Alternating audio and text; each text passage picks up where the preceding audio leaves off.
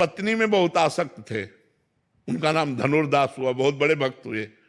वो इतने आसक्त थे, इतनी सुंदर पत्नी उनको, उनके नेत्रों में इतनी सुंदर थी कि वो कभी सब्जी लाने भी नहीं जा सकते थे। सब्जी लाने चलेंगे तो पत्नी चलेगी साथ और छाता लेकर ऐसे चलते थे बैक। तो लोग हंसते थे, उनको हंसी की भी परवाह नहीं थी। तो एक बार आचार्य चरण रामानुजाचार्य जी से शिष्यों ने बताया कि हमने एक अजीब आदमी देखा जो अपनी पत्नी पर इतना आसक्त।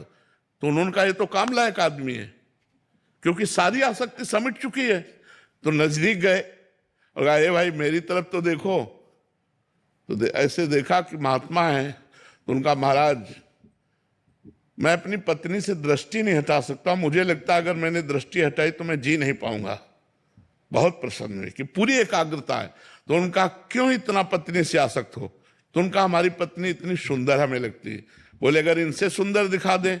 बोले लगता है शायद इनसे सुंदर कोई नहीं होंगे। तो उन्होंने ऐसे स्पर्श किया, सामने ठाकुर रंगनाथ, अब छूट गया छाता और वही महान भक्त धनुर्दास जी हुए, बहुत बड़े भक्त हुए धनुर्दास जी।